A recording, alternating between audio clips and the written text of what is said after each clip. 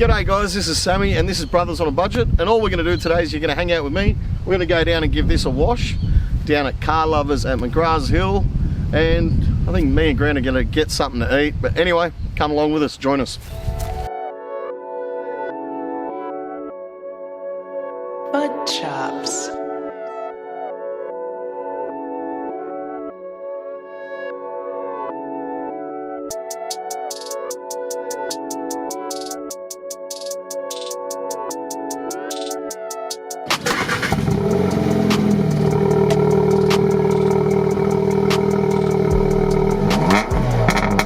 Okay, it's time to head down to Car Lovers.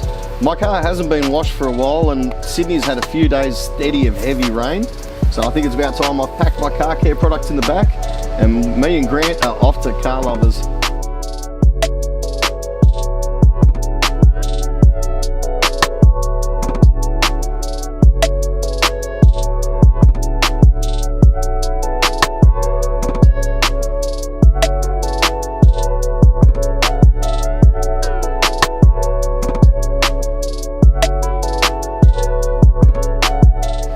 We've just pulled up at Car Lovers and it's not too busy, so it's time to get stuck into it, give it a good scrub down. Let's go.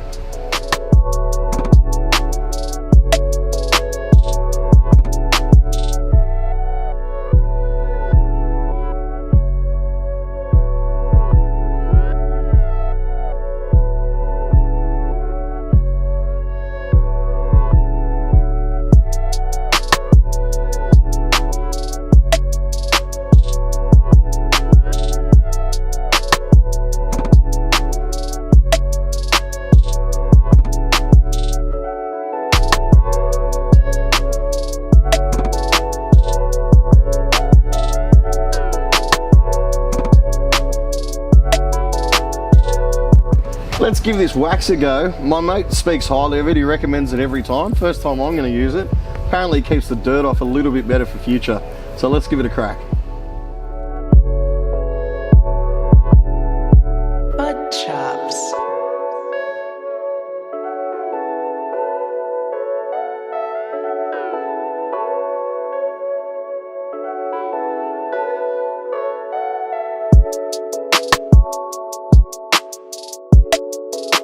Now that it's been chamoised and dried up, let's give it a quick vac and we're off for some lunch.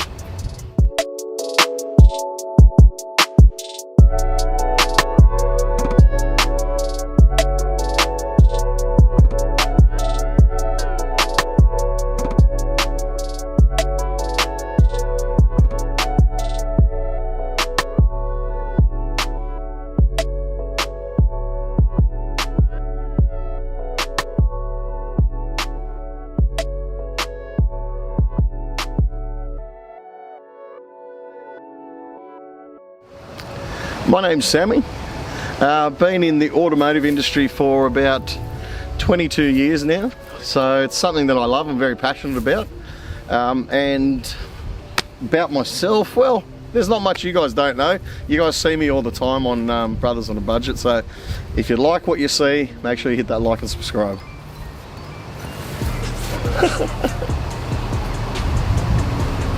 Well, it was originally just a couple of mates with a camera and some toys, really. So we didn't have much of a budget. It was just, we needed to do something. I wanted to film and edit something. Scotty wanted to race something down the quarter mile. So I was like, well, we've got this combination here. Let's put it together and do it.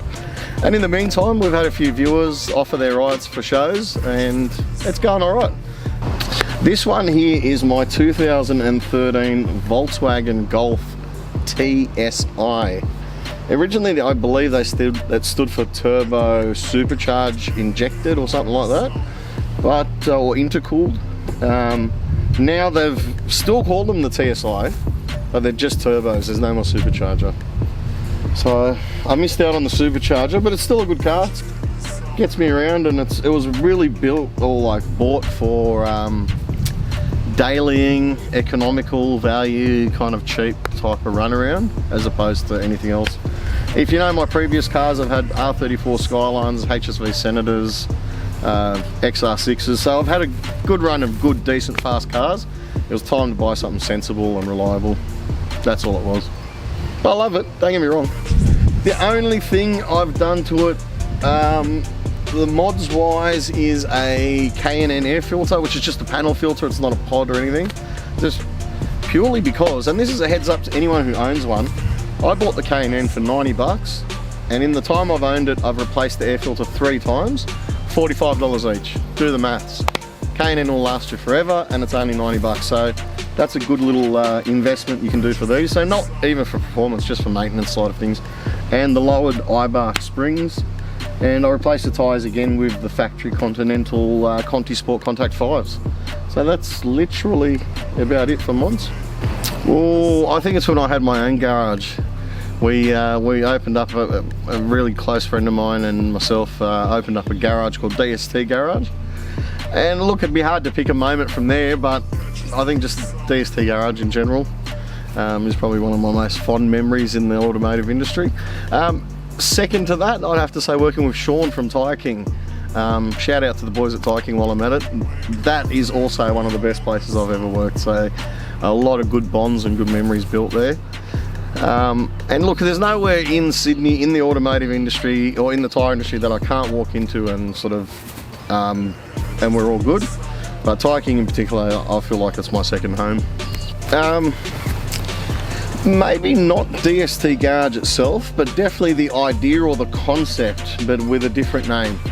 So maybe like DST Garage renamed as Brothers on a Budget or something, you know what I mean? It doesn't have to be that, but something along those lines, you know? Maybe, I don't know, TSI Performance or, yeah, whatever it may be. Something totally different, but it'll be the same concept based on suspension, track, street, kind of people that, the spirited drivers. Because that's really what DST was aimed at. It's not just somewhere, I mean, we were welcoming mother and father sort of cars, you know, your working back type of cars, but the whole objective of DST Garage, or anything I will do similar, would be to dedicate it to those people that love to drive their cars, whether it be, you know, stock TSI or 1,000 horsepower Lamborghini. We're happy to work on it as long as you love to drive it and you're a spirited driver and you want the most out of it, then that's what we'll be there for. Yeah, good question. I like personally producing music. I work on a lot of music production in my spare time. It's nothing, I'd say it's a hobby rather than something I'm trying to make a career out of, but one thing's music production, the other thing's probably art, drawing. I love drawing portraits. I wish I could get into tattooing portraits, but drawing portraits where I'm at the moment. And also cooking, man. I like cooking, but at the moment I've sort of quietened down on the cooking. I'm more about mucking around with burgers, just different types of burgers, using different minces and different combinations in the meat. So I suppose it's still cooking, but at the moment I'm stuck on burgers. But yeah, I love cooking pasta, Thai, Indian, anything like that. So that's something you probably don't know about me.